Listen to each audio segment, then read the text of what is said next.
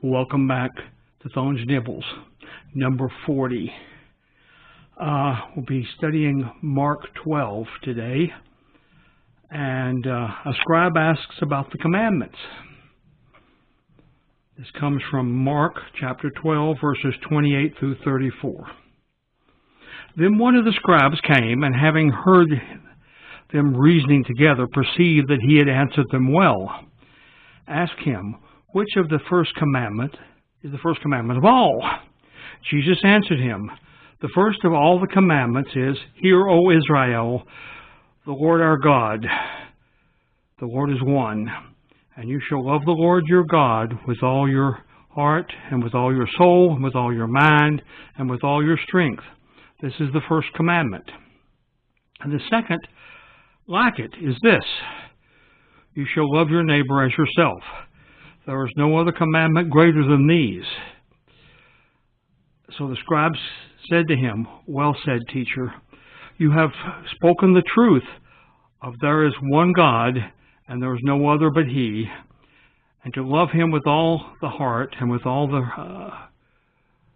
the understanding, with all the soul, and with all the strength, and to love one's neighbor as oneself, is more than all the whole burnt offerings and sacrifices.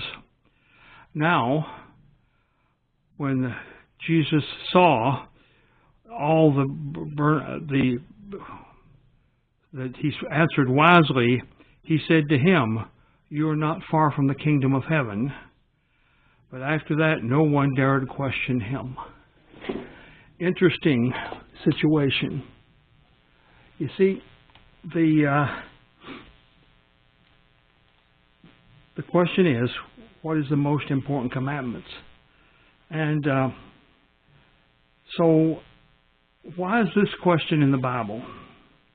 It shows clearly that a person with a willing and loving heart can be saved based only on Old Testament teachings of the law. And that is important in itself. And we sort of knew it was true, but this gives you one good example. Who is it written to? There was a crowd in the temple, and amongst this crowd was at least one scribe, and we really don't know who else was in that crowd. Communications. I think the really important statement here is the quote, more than all the whole burnt offerings and sacrifices. That is, God would prefer that rather than just mechanically going through the process of leaving your offering, bringing, a sheep or a goat or a bigger animal even to be sacrificed, although that was part of the law and was important, it was not nearly as important to God as the fact that you love Him, you understand what He stands for, and that you also, as a result of that, love your neighbor. The application to my life personally. Scriptural analysis should be based upon many diverse basics of the entire Bible. And I have a list here of what those basics might be. Historical, geographical, cultural, poetical, prophetical, legal, and theological. So a lot of cults in all of that. But the point is that if we look at a scripture and it seems to be in conflict with other scriptures we're already familiar with, and therefore we're confused, we have to sort of look at all these aspects, and in particular, historical, geographical, cultural. I mean, those three things, the same words can mean much different things at different points in history or at different locations on the earth, or depending upon the local normal cultural things of the place. And that is, just as a simple example, the culture of Egypt was quite different than the culture of Israel. And that was quite different than the culture of Babylon, or the culture of Rome, or the culture of Greece. Those all color our use of language, and they also color our understanding of what is trying to be passed along in either in speaking or in reading. The message from God to me: I should continue broadening the scope of studies and find the keys to a particularly difficult passage. That is, if something seems to be in conflict with the other scriptures, then I need to understand, to look at the culture that it was aimed at the time of history it was written, the place that these events are happening in. All of those are part of the analysis.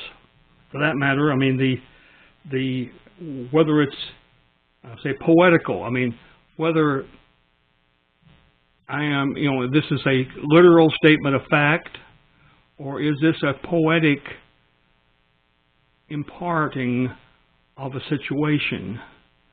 And those can have quite different answers.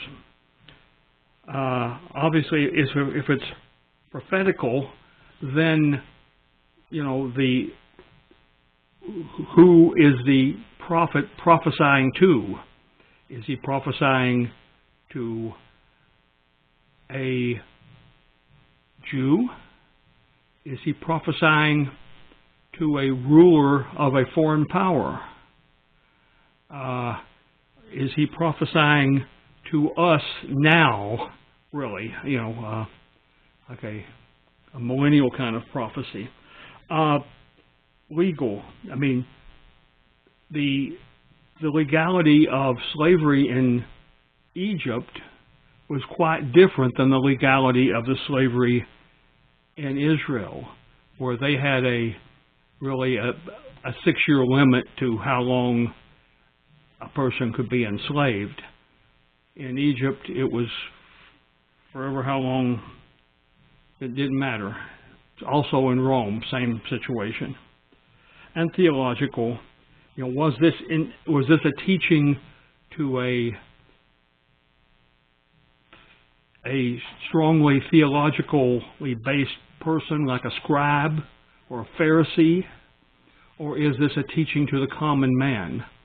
The wording can be similar but have quite different leadings if that's the case.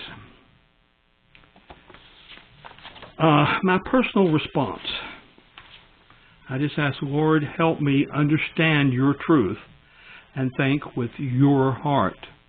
If I understand the truth of God in some sense, not obviously I don't know all the truth of God, and think with the heart of God, that is, what would God be doing here in this situation? And if it's showing a kind God, then it's believable. If it's showing a violent, unkind, unreasonable God, then we're probably way in the wrong place. So that completes this nibble, and I will see you next time.